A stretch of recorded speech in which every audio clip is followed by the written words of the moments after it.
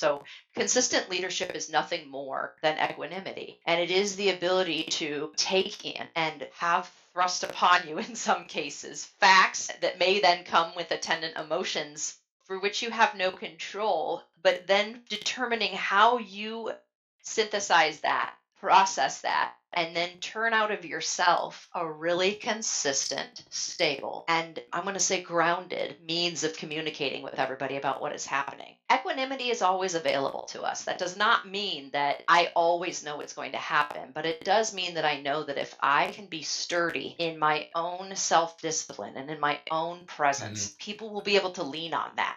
Have to do certain things as a leader that are formulaic. So I have a rule. I always, always, always praise publicly, and I never criticize publicly. I criticize in private.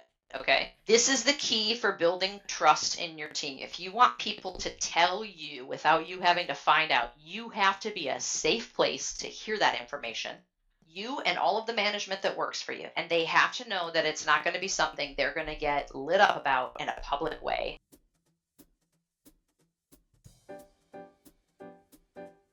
Welcome to the Growing with Purpose podcast. I'm your host, Jean Moncrieff, and we're going behind the scenes with very special leaders, learning about what shaped them into who they are in life and in business. Meg, welcome to the Growing with Purpose podcast. I've really been looking forward to this conversation. You gave one of the most powerful, vulnerable talks at Small Giants. And I think it kind of also left everybody thinking about what was your journey beyond just what you shared with us at Small Giants. We'll get into that a bit later.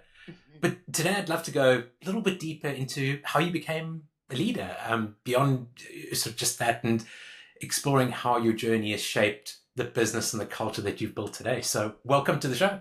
Thank you. Thanks for having me. I love being here. How about, so if I'm right, the business is Catalynt now. You actually merged two businesses, right? So I merged three. It's kind of an interesting thing. So I acquired one, formerly called TR International, and then I made two acquisitions. And what happened is that then you essentially have three companies, and I wanted us all to have one identity and effectively wear one jersey. And so we became one company. We rebranded as Catalynt, and now I don't know if anybody ever remembers being separate. Now there's a sense of just a lot of cohesion and unity around that. And I remember when you were talking at Small Giants, you'd already gone through that merger of the three businesses then already? Yes. So you'd already got to that point. Catalynt had been created, but maybe just going back a little bit to where it all started and how you landed up going. You almost kind of landed up as a accidental entrepreneur, accidental executive. Maybe just for the audience, giving a little bit of background on how you got it. So I think the audience probably heard a lot about my sort of youth and my coming of age in the speech, and but what I never have time to talk about is sort of the business side of it, and maybe it's not the most important or the most attractive topic for people, but it is for me. I feel it's all the same energy in the same vein. I was following the death of my first wife. I was sort of unable to continue living in the Midwest. I just felt like there was, for me, a lot of sadness there. There was a lot of heaviness there. And I had been tossing around the idea, for me, the weather was a problem too, right? I mean, I have to be honest about the little things too. And everybody says, why'd you pick Seattle? And there's a couple things about the Pacific Northwest that drew me. But number one, you do not shovel rain. So it's a very attractive climate for me. But what I needed at that time, what my body needed, what my soul needed, was a lot of ability to be outside. And I started coming out to the Pacific Northwest shortly after she died. She died in December. Okay. And by January, I was visiting friends and family in the Pacific Northwest, and I was hiking in January, and I was spending time outside in January, and I was in the woods, and I was really just sort of slowly but surely healing. And I wouldn't have known that at the time, but there was something really attractive to me about it, so much so that in about March, I said to my boss at the law firm in Minneapolis, like, I have to move. I have to do this. And so I did. I didn't have a job. I didn't have a license to practice law out west at that time. I was only licensed in the state of Minnesota, but I just kind of took a chance and I left. And I practiced law out here for a couple of years, but ultimately, I was looking for something different and I wanted to be closer. I originally had moved to Oregon, and then my family was in the Seattle area, and I wanted to be closer to them. I was new in my sobriety. I just was feeling like I needed to be close to those people and those roots. And as I was interviewing for law firm jobs in Seattle, Yeah. I asked a friend, "Do you know anybody in Seattle in the law practice?" He said no, but he said, "I know this guy. He owns a chemical company. You should talk to him because he knows people, and he'll be able to tell you, at least who to talk to get a sense of what the vibe is of these law firms." And I went in and I met this man. His name was Tony, and he owned the company, TR International, that I eventually ended up buying. And he and I hit it off right away and had just a really, really cool conversation. And ultimately, the next day after our meeting, he offered me a job. He said, "I want you to come be my company's lawyer." I knew nothing about the business. I had never considered anything in chemicals. I was no science background. I had really no idea what he did. But for whatever reason, I just had this nudge inside of me that said, "You should do this." And so I said, "Okay." And I Yeah. didn't think I would work for him for long. I really didn't. I just thought I would come and I would do this, and he and I would both learn something together, and then I would probably end up back in a law firm. And what ended up happening is that I fell in love with the business. I loved everything about it. I loved the way it challenged me. It had intellectual rigor. I loved so much of it. There's commodities trading, components. There's just so much fun for me. And so I later became the president. Then I became the CEO. And then I said to him one day, he didn't have a succession plan, and I was, president and general counsel and then CEO, also minding that sort of legal side. I said, "Hey, if I could figure out the financing, would you sell this business to me?" And he thought about it for a while, and he said he would. And we figured out a deal. And I, in 2019, signed the paperwork for 55% of the business. Now, I need everybody to understand, this isn't like I took a loan out from a rich uncle. Like, this represented a lot of risk to me. Yeah. Everything in the world for me is on the line to buy this business. And heavily leveraged, heavily at risk, everything. And as soon as the ink is dry on these papers, basically a couple months later, the government shuts down for a worldwide Goes straight into pandemic, COVID. right? For which none of us have any guidance on how to lead or what to do. And it also represented a terrifying moment for me, but it represented for him sort of like an indication, like, I've done this. I've rode this ride. I've done this up and down too much. I'm out. And so within a year, I had purchased the rest of the company. And so by the end of 2020, I had 100% of the company. And ultimately, we found a way to thrive during the Yeah. pandemic, which a lot of businesses did.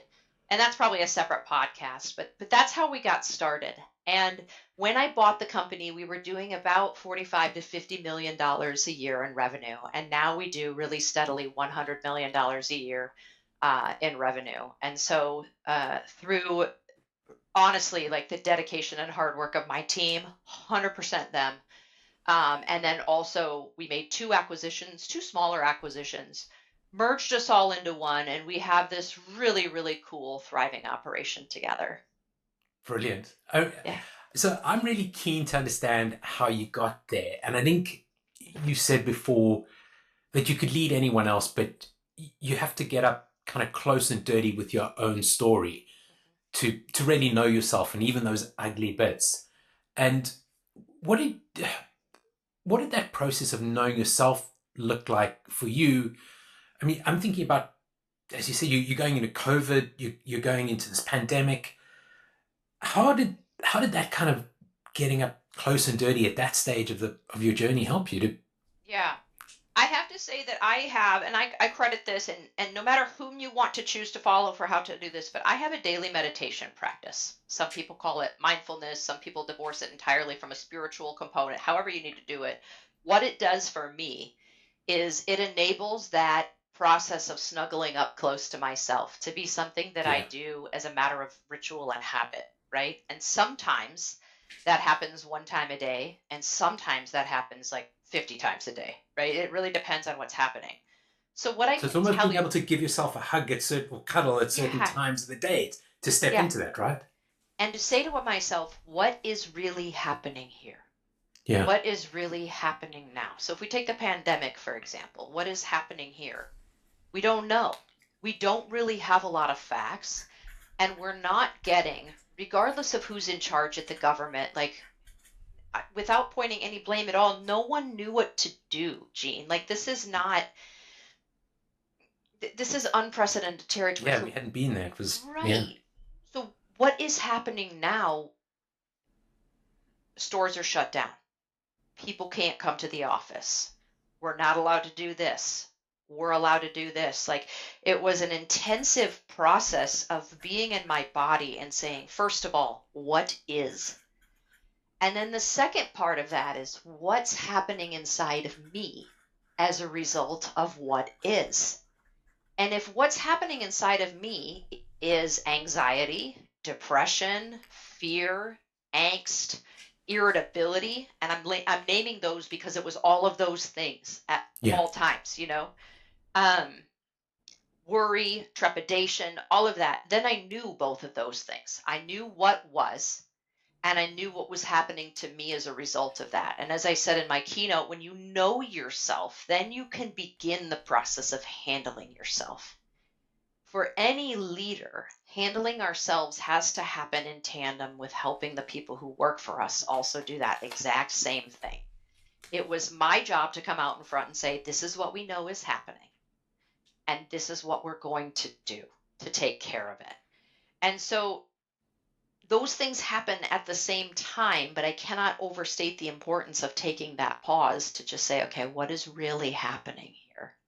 Yeah. And what is that doing to me? And then how do I need to handle that so that there's effective leadership rolling out of that? Because no one is served by me running around in a circle talking about how worried I am. That's not the job of a leader. But it is the job of a leader to know that I'm worried and to be managing that. I mean, I feel like when you were talking to us at Small Giants at the event, we had just gone into kind of a whole new level of uncertainty with tariffs and kind of political uncertainty, economic uncertainty. And I think there's so many people listening in on us right now, leaders of businesses who are trying to navigate this as well. And I remember, I think at the time you were facing tariffs, I guess. Yeah. That's still something you're doing then. I'm curious, the daily hugs and keep every day. Every day, because in addition to my business, I'm also a parent. I'm a person first, right? And then when you add this element of, again, just like the pandemic, uncertainty. These tariffs are coming without a lot of clear guidance, at least initially. I mean, and a lot of times we're hearing about them on a social media site. It's effectively like an announcement made by the president on a social media site. And then you have to understand, for those of us who need to implement the tariffs in our daily business, we need a lot more guidance than that. And we need it rather quickly. It'll affect many, many things. And so it is crucial to get into that practice again of slowing down and saying, what do we know? What is actually happening? How am I doing with this? And then how do I transform that into, okay, I'm feeling this way about this, but nonetheless, I need to lead. I need to lead my employees, certainly, but more than anything, my suppliers and my customers have needed a lot of leadership and guidance as well. I think that's something I heard you talking about somewhere along the line as well, is being kind of consistent. I don't know if that's one of your core values in your leadership with your customers, with your people, just consistently kind of showing up and leading. Yeah. And again, I guess I'm curious about how you manage to keep a handle on that value and keep coming back to it. So I teach yoga, and obviously practice on the side. It's my side hustle. And there's the value and a principle there of this concept of like equanimity a little bit. You would find this also in Buddhist thought, I think Christian thought, like a number of spiritual traditions talk about this as being like a core value. And the reason for that is that it will serve your life and it will serve your well-being and your overall wholeness and health, right? So consistent leadership is nothing more than equanimity.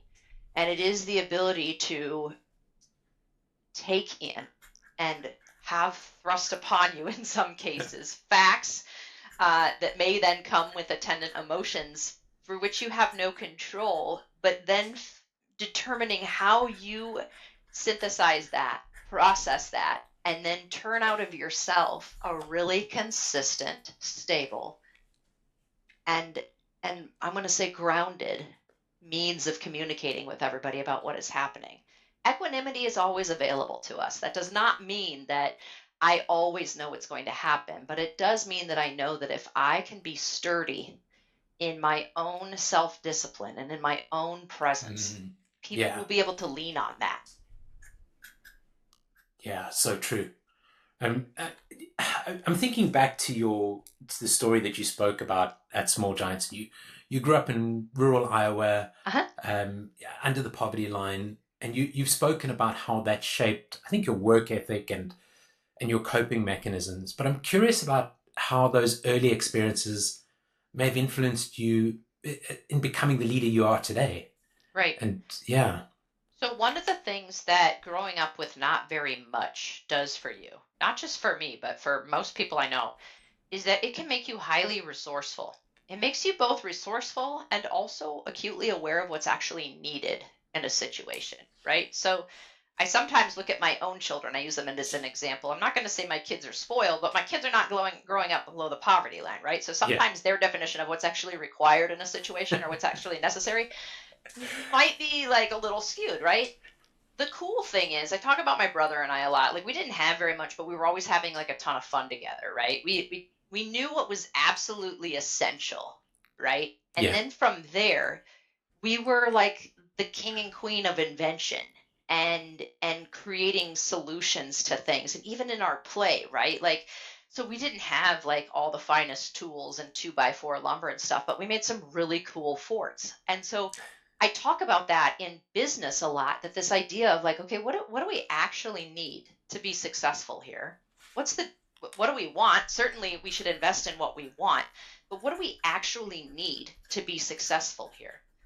And then with what we have, how creative can we get? So if you go back to the tariffs, I certainly wanted better guidance. I certainly wanted more information. But candidly, all I really needed was the information I had, and then my own presence of, again, that sturdiness or that equanimity that we talk about. So really soon after they were announced, I wrote a letter to all my customers and suppliers, and I put it out on LinkedIn and all these places. And I said, here is what we know. Yeah. And here's what we're going to do with what we know. And the response I got was overwhelming. Thank you. Thank you for telling us. Because People you probably settle brought some down. clarity to them as well, right? Yeah. Hey, everybody calm down. Whatever happens, this is what we're going to do with what's happening right now. And if we get more facts and things change, this is what we're going to do. So I was telling people, I don't know what the tariff will be, but if I don't get charged a tariff, neither will you. I like, it was very like just simple. There was no magic to it except to say what was and to say, hey, we're going to be okay. We're going to be steady. I Yeah. think growing up in an environment where you can use what you have to make the best of it, I think that ended up serving me tremendously. It's very easy to look at the downsides of growing up like that, and there are many, but I prefer to look at this and say, this made me highly resourceful. I use the word scrappy a lot. Yeah. And it also, I think business is a lot about risk, right? You have to be willing to take risk and you have to be willing to get uncomfortable. My definition of what's uncomfortable, my bar is probably a little bit different than somebody else's. I was wondering that. I was going to say, Yeah. just thinking back to what we said originally about kind of taking on this business, putting everything on the line. Yeah. You're kind of like, yeah. I'm going to go with this. I know what I can do. You know what I mean? Yeah. And I know how bad it can get and still be okay. And that was modeled for me in some really excellent ways too. I had some people around me that were hardworking and just resourceful. My grandparents knew how to do a lot with a little, and they were insanely good at it. And I look at that now and I think, okay, if they were me, they probably would look at my risks and go, that sounds risky, but at least you won't lose your family.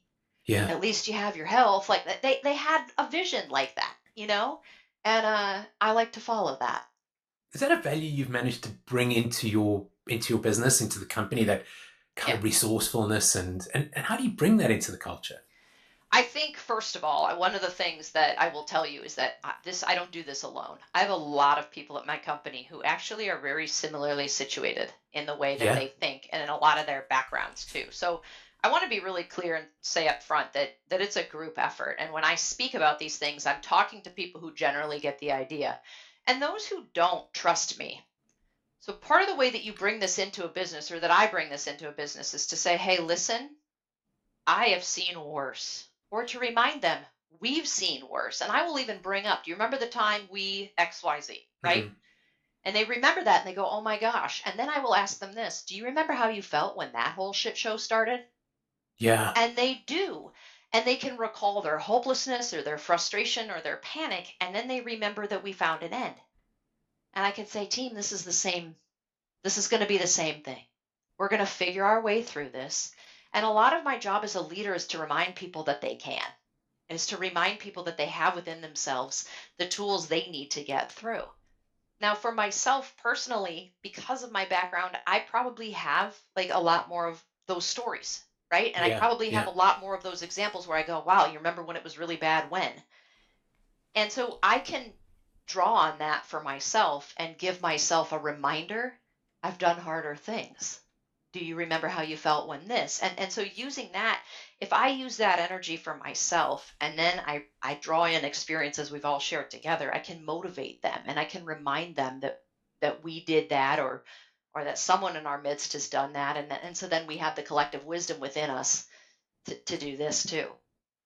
Because, I mean, there's so much going on around us at the moment. And I think it's easy almost to look at what's going on and saying, well, let go of a few people, or let's cut back on everything, or all sorts of excuses. And it feels like at the moment, we roll out of COVID and we roll into something else. And having worked in the UK for a long time, it was kind of coming out of Brexit, rolling into a whole lot of uncertainty about who's actually running the country. Yeah. Then rolling into COVID, and this economic uncertainty just seems to kind of keep rolling. Yeah. I'm interested or curious about how you're thinking about sort of leadership and how we adapt to what's going on at the moment, because certainly we had these very big moments back in the past, but it just feels like they keep coming at us at the moment. Yeah, I think that leaders have a duty to be sensible. Okay. And this is sensible or pragmatic, whatever word you want to use. So one of the ways that I do that is that we need to remember that, yes, these times are tough and there's certainly some things that we probably should be squawking about. But we need to remember that at least in the United States, and I don't know how it is in the UK or anywhere else, we are being fed pellets from people who have an interest and are working ourselves up into an emotional lather on either side of the issues, okay? Yeah. So one of the first things I do not watch any news network that does news 24 hours a day, with the one exception of CNBC during business hours, because for me, being able to track certain prices of certain commodities directly affects my business. Makes perfect sense, yeah. Okay. You know what they don't do on that station is opine about what's going on. Okay. Unless they're going to talk and argue about like whether you should sell or buy a stock. I have it on mute. I check certain key indicators and I don't do that. If you are a leader in this country right now, this sounds controversial, but you need to turn off the news. You need to turn off 24-hour news networks. And I'm sure somebody's going to say something, but this is a key part of us being able to be sensible. Yeah. Find a print news source you trust. I read the Wall Street Journal. Okay. Other people like other things. Find a couple of those. And remember that economics is a science. It is literally a science. And there are economists who are nonpartisan who can interpret scientific data about the economy for you. I follow them too. And I have a number of economists that I follow on various platforms that give out indicators. So here's what I know about the United States right now. Our U.S. industrial production index is going up. Our manufacturing indices are going up. Some of these key indexes that are based and targeted, again, to the science, the mathematical science of our work, are saying that things are looking better. I must stay with those numbers. I must stay with that data, and I don't let anybody tell me how to interpret that, because I'm running my company. I'm smart enough to interpret that. And if you're running your own company, so are you. Yeah. Look at your own data at your company. Is your business trending up or is your business trending down? Are there things you need to do to adjust? Are you overstaffed? That question is complicated, because if you're like me and you're in manufacturing and industrial components in the United States, one might argue that as that goes up, I need those people to be there so that I can capitalize on growth. That is something where I utilize data to help me. I cannot run around with my hair on fire. We have been accustomed to somebody else telling us how to feel about what's going on instead of laying in just what's going on. And when I look at just what's going on, I think it's complicated. I think it's ever evolving and it's always changing. But I'm also a student of history, and I'm smart enough to know that's the way it's always been. We have to take ourselves out of the frenzy that's been created around us. All that noise that's just going on around us that hurts us. Yeah. It hurts us as leaders, as business leaders. You know your business. If your business is tech, you know what indices you need to track to see what direction you're going. And then you need to make a decision by taking the data and doing whatever you do to sit and get inside of yourself and figure out, what does my gut, as a good leader that I am, and I know I'm a good leader, what does my gut say to do here? And then you do that. And I think 9 out of 10 times, if you do that, you'll end up in a place you want to be. And if you don't, you have the skills and the tools to correct that. Yeah. I'm curious, Meg, you've built a business that's somewhere between 100 and 120 million. You've taken 3 businesses and you've merged them together. You've come from the kind of background or experience in life that most entrepreneurs get to when they hit this level. Addiction, alcoholism, all of those kind of things, they, myself included, you kind of chase 5 million, 10 million, 15, 20, whatever it is. And ultimately you'll end up feeling alone up the top there. You can't kind of rely on anybody. There's cracks everywhere. And you sort of can slip into this destructive pattern. How do you deal with that now that you've had it sort of in your past? How do you, as you're growing a business, how do you keep yourself kind of balanced? And I know you yoga practice and but it's I think a huge it's challenge. interesting that you just said that about yourself and about me and about others, right? Like it so sort of tells the story, doesn't it? You have an awareness there, right? Like you already know, okay, I'm built. Listen, we're builders, right? I'm assuming you and I are kind of the same. We want to build shit and we want to grow it and we want to, and there's a part of us that won't be happy if we're not doing that. I liken it to people who paint, artists, and they go into their studio and they could be there for like 15 hours sometimes. You hear these stories and they're just in flow. I think building a business can be like that. But exactly what you said, this awareness that I can, the higher I go, get more divorced from sort of support systems, or if I'm not careful, I could fall back into old patterns and old habits. And I think there's a saying called lonely at the top. I do think it's true that the sort of more success you get and the higher you go, I say that with quotes, but like that it is lonelier and there's fewer and fewer people. I have to constantly think, and you probably do too, like, who should I be saying what I feel to?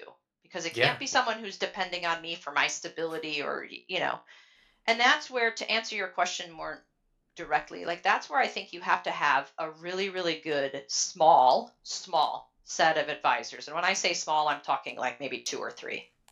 These have to be people that don't have any vested interest in what you do about anything. So a business coach, a therapist, whatever you choose to use, maybe, I'm obviously I love the rooms of recovery. Wherever it is that you go, these people cannot have any kind of vested interest in what you do. And going out from there, then when you need specialized advice, you have to treat it exactly the same. Financial advice cannot come from a banker who's trying to win your business for his or her bank. Yeah. The decision of whether or not to sell your business cannot come from somebody who stands to take a cut when you do or don't. Like you have to find people that you are paying for the sole purpose of giving you advice and make no more or no less money based on what you decide to do. That is the key, because I'm going to tell you that that's the lesson I've learned the hardest. The hardest thing about growing up in sort of a place where people don't do this often is that you don't get to see modeled what happens when you do get a lot. What happens when you are kind of like a sitting duck ideal client for various different people, bankers, financial advisors, even coaches, like what happens when you become sort of a lucrative client to somebody else? Those people will want to court you, and they will start to tell you what you want to hear, or they will start to sort of wiggle their way in. And one of the ways they often do that is to use the method of like, you can't do this without me. I'm here to help you. You've now reached a level you've never seen before, and I'll teach you Mm. how to do that. And while that's all true, I cannot stress enough. You have to find your close inner circle of 2 to 3 people that don't, their only thing they want to do is make you the best at being you. And they don't care whether you buy or sell or do well or don't, other than does it serve you and what you're trying to do and the uplift of you as a person. And that's hard to find, and that requires building the muscle of saying no to people and setting boundaries, but it's so worth it. It's Mm. so worth it. And so you've presumably surrounded yourself with those 2 or 3 people that have been a part Yes. of your life, and you can have those Yes. conversations with. Yeah, And I brilliant. get really honest with them. And if I ever felt like they were in this for something more than what they're supposed to be, then I would have to fire them. Do you know what I mean? Like, it's Yeah, that important. No yeah. one will take care of you in that lonely at the top spot better than you can. There's no one that should ever come say to you, I know what to do better than you. That's a red flag. You know, I feel like men aren't as good as this potentially as women with going and looking for the help, be it coaches, therapists. We don't tend to do very well at that kind of stuff. Mm-hmm. I think we can go and do it on our own, and at the end of the day, the sort of place it'll end up is in some kind of ism or Yeah. yeah.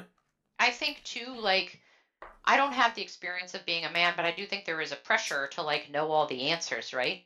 And I think the weight of that could be destructive. The converse of that is that a lot of times, like on the other end of that spectrum, people look at women and go, well, there's no way you could possibly know, right? And so you Yeah. have like sort of two ugly extremes, neither of which are serving Yeah. either population. Um, I think anytime we're approached by somebody who wants to be a coach or something like that, that has like an easy 4-step formula for how life is going to get better for us, like I'm always kind of reticent, to go there. For men and for women, we love canned answers. Please just tell me what to do and make this simple. Tell me you know how to do this. But That's I true. think anytime anybody leads us back to ourselves and our own knowing, I think that's the winner right there, because you would not be, and like this is so important for people to hear, you would not be where you are if you weren't amazing and you weren't already great. Now you Yeah. just need So somebody to sit there well, with you. to actually to realize that sometimes and to reflect on that and to be grateful for Yes. where you've actually Yes. got to. You're not messed up. You're already awesome. Look where you Yeah. are. You just need somebody to help you get back into that. That's it. Yeah. I just kind of want to go back to the values a little bit. I think some of your core values, if I remember rightly, again from the event, were consistency and candor. But I also remember you talking about truth, and I think I can do anything with the truth. And I'm curious about how you create a culture where people really feel safe enough to tell you the truth, even when it's not that comfortable, I guess. Yeah. You have to do certain things as a leader that are formulaic. Okay, so I have a rule. I always, always, always praise publicly, and I never criticize publicly. I criticize in private. Okay. This is the key for building trust in your team. If you want people to tell you without you having to find out, you have to be a safe place to hear that information. You and all of the management that works for you. And they have to know that it's not going to be something they're going to get lit up about in a public way, and also that you're not going to gossip about it. That's sort of phase 2 of that. Leaders don't gossip. We do Yeah. not. We're not water cooler people. At this company, if you are, you're not a leader. Goodbye. You're out of that leadership team, because in our business, we're moving sometimes dangerous chemicals, sometimes highly regulated, not dangerous, the components that are used to make infant formula. Like the work is important. And if you mess something up, it is absolutely critical that you come tell someone right away. So here, we're never going to tell anybody about your mistake publicly, ever. And we're not going to make a public show of it. Leaders who do that are working on an insecurity or an ego issue, and you need to go handle that alone at home or with your therapist or whatever. So that's number 1. Number 2, don't gossip. Number 3, if a mistake is done by a group, or repeated by multiple people, then I will talk about it in a public way for solely the purpose of everyone's education and advancement. And so at this company, people know. If they're on a call and I say, hey, I'm going to address something right now, and as you all know, I wouldn't be talking about it unless multiple people were in this predicament. So if it's you, don't feel alone. And it's literally how I start the conversation. Love it. Yeah. When people see me model that, and they see they see me say that, no one's afraid to tell the truth. And believe it or not, they just do. They tell the truth about what's happening. They bring problems, and then we look at it. At no point am I going to stand there and go, oh my God, like, your reaction is important. Okay. Do you know how to fix this? No, I don't. Okay, cool. Let's find some people who know how to fix this. You made the mistake, you made the mess, so you are not free to leave it. But if you don't have the skills to help fix it, we're going to bring in the resources so you do. Because again, back to being a pragmatist and being sensible. If this person made this mistake once, unless you help them solve it, they're going to make it a second time. And if you truly want them to work for you for a long time and be successful, you have to help them get out of that mess and have them feel empowered and educated on the way out. And it's that simple. That creates trust. The only thing that's missing is my need, or some leader's need, to stand up there and make a public example of this person, or to lash out and be upset. And every time I'm tempted to do that, that's a check engine light for me. Why do I feel the need to do that? Because it is not sensibly related to my business success. And then it always traces back to, I'm upset about something else. This one scared me, whatever it is, right? Feel it back, yeah. Yeah. And then it's, again, mine to deal with. Yeah. So one of the things I do know is Catalynt is a women-owned company, growing fast. Maybe tell us a little bit. You bought these, or acquired these businesses, you brought them together. What's the mission you're on around building a women-owned business, and what's driving that? It's always hard. Like, I tell people, well, first of all, I just want to build this business, and I happen to be a woman. Yeah. You know what I mean? Kind of, I never set out to do anything like that. I didn't ever think like that I wanted to like break glass ceilings and things like that. And I have to say, I really want to be emphatic about this.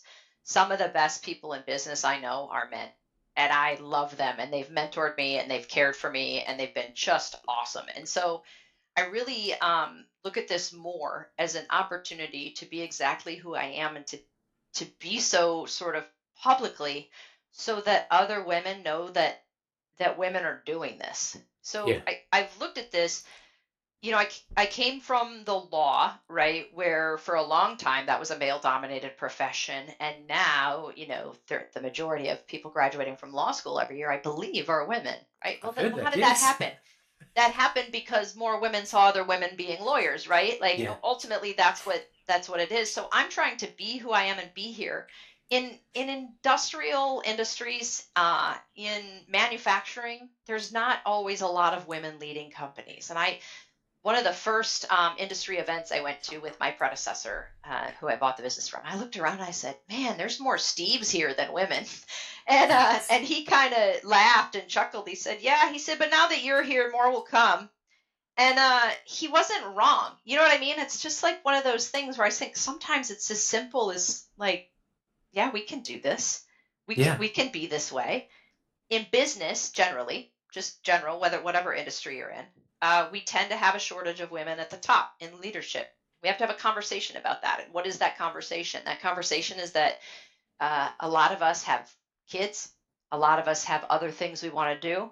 Women disproportionately by gender take on the load of sort of what I call home mindshare, meaning planning for the kids, taking care of the kids, taking care of aging or elderly parents. Not a lot of conversation about that. Social That's events. Very, very real. Yes. Yeah. And so we need to start to have chats about that, because what's missing from the conversation is I bet there's a lot of men who wish that they could have the space to do those things too. So maybe the conversation isn't so much about women as it is about how have we structured leadership and made it so that it's it's so all consuming that like the person in leadership, regardless of gender, is giving up some very real things that they don't want to give up. And women disproportionately quit Yeah. doing the career path to go do those things. What would So the conversation be about changing some of that? how do we build better businesses? How do we build businesses that aren't consuming, all consuming? And I guess I wondered about adapting leadership style, but I think you're right. It's a much bigger picture. And I think what was going through my head as well is we're at this sort of place where so many business owners are. We talk about the silver tsunami and how you took over a business and all the Steves in the room. There's a phenomenal opportunity at the moment in all this chaos for that transition to happen the same way that you kind of stepped in, did a deal, was very risky, yes, but got in there, and you're a beacon. And I think a beacon for other women, but also equally other entrepreneurial sort of folks out there who are thinking, can we step in, take over that business, do a deal with whoever owns it, but keep those jobs, keep them in the community? And there's just this huge opportunity at the moment. It is. It is. And I think the conversation needs to not only be about how do we lead our businesses. I think that's important. And I certainly have some things built into the way my business is run to give people the opportunity to do both family and work. But that said, I do have to run a for-profit corporation. This is not a not-for-profit, and I am a capitalist. I'm going to be real clear about that. I'm seeking to uplift myself and others around me. The conversation about what do we need to change within our businesses is only part of the conversation. The other part of the conversation is what do we need to change about our society? What do we need to change about the way we move in the world? In order for me to do what I do, I must have help. So I must ask for more of the way that we used to live, right? Where families like reach out and help each other, where there's this like sort of, they call it takes a village to raise a child. I'm going to tell you, a village is raising my children with me, right? Like Auntie is doing school pickup today because I cannot. Like we have to start to not take that, particularly as women, as some sort of sign of abject failure of our ability to do what we need to do. The same thing is true for dads or, for sons who are taking care of elderly parents, or maybe you have a sibling with a disability. Like we used to be on teams. We used to be connected. We used to find it completely acceptable that, multiple women were kind of trading off, leaving kids at each other's houses so one of them could run to the dentist. Like we're missing some of that. And in this desire to grow more and do more, that's all okay. But we have to remember, like, we are still interconnected. We still do need each other. And we have to rid ourselves of this societal mindset that you're nothing if not independent and exactly going it alone. And I think that may be a problem that's bigger than me, but I think that's the other half of the conversation, other than how do we change our businesses. We have to look bigger than that. It's a larger conversation. Yeah, and as you say, I think it's a much larger conversation. I mean, there's that aspect of it, but there's also this sort of polarity that's at the moment, and the way we're sort of all the way we think, and it's kind of what I see, and we keep scrolling through whatever we're reading and just feed off it, and there's a big change to happen there. It's a whole other podcast episode, or a few, but yeah. There is and there isn't. So I get out a lot in the world, and I meet a lot of different kinds of people all over the world. And what I'm struck by, and of all in the U.S. too, I'm the head of my trade association. There's a significant amount of lobbying in D.C. and sort of legislative and regulatory work that comes with that. And one of the things that I've been so amazed in lately is that I hear how polarized we are. But on my lived experience is that we're all kind of thinking and wanting the same exact thing.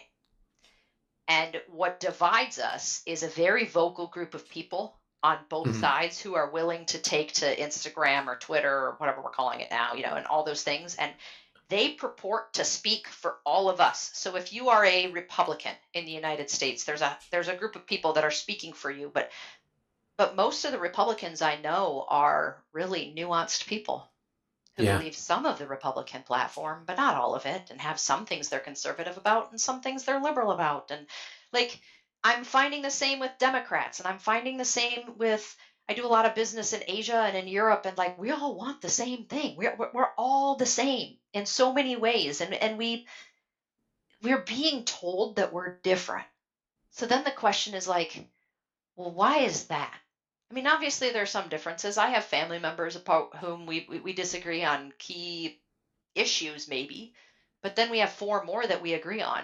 You know what I mean? And it's just Yeah. like we're missing like the things that are going right, and I the mean, I see it sameness. as an outsider. You sort of coming to visit the States and sitting around a table with, and at first I thought maybe I kind of have rose-colored glasses on because I'm so involved with small giants, but I have conversations at tables where there are people who are coming from different perspectives, and they seem to have really sort of decent conversations. Yes, yes. And yeah, I mean, it does. We It need does. to, those of us that are, I'm going to call us the majority, the middle majority. Those of us, and I include myself in this, who are not, I don't align with any one party or one frame on anything. And I'm not alone. I am the majority of this country and, in fact, the world. Like, if you go to Yeah. Great Britain, even if you voted for Brexit, you might, with somebody who didn't, agree on 9 out of 10 other issues. Like, I think it's the same thing. And there's no money in that. There's money in the divisiveness. There's money in the ripping us apart. But I have people that are dear, dear friends of mine who vote differently than me in every election, and it's just not relevant to us. Imagine that. Yeah. And I know a lot of people like that. So, if you think back on your journey from Yeah. where you started and to where you are now, what's one of the biggest internal shifts that's allowed you to lead with more purpose and peace, I guess? My own worthiness. I can answer that Love it. quickly Yeah, because it's the that thing is so that good. I'm constantly working on. And I feel like, I think this is something that, near as I can tell, and I'm young compared to a lot of the entrepreneurs I know, this is something that is part of the lifelong entrepreneurial and also like person journey. I'm worthy, and I'm Yeah, good enough, and I'm capable. I think that with every new challenge in business or in life that gets tested, and you do have to add things to yourself that you've never confronted or tried to do, and then knowing that I'm worthy and I'm capable and I'm like good enough, like becomes hard again. yeah, And then you master that level, and then something else comes. And I think that the biggest change for me has been when I started out, I was deeply unworthy. I was deeply not self-confident. I was really uncertain and unsteady. And even when I bought this business, I was like, oh my gosh, can I do this? Am I going to be okay? And now I wrestle with that question in different ways, but I yeah, think it's a lifelong task to always be able to come back to like, I'm worthy of this and I am capable and I can do this. yeah. That's such a great point. Um, I mean, also having listened to you at the talk that you gave at Small Giants and hearing that, you know, what you went through, and it's yeah. I guess for me, stepping into this role, leading Small Giants was the same thing. Yeah, this kind of imposter syndrome kicks in. You think, am I worthy of doing this? Yeah. I think Paul sort of allayed that fear a little bit in saying, "You got this. Don't worry. I wouldn't have put you in if I didn't believe in you." But Yeah. it's still something that kind of goes through your head all the time.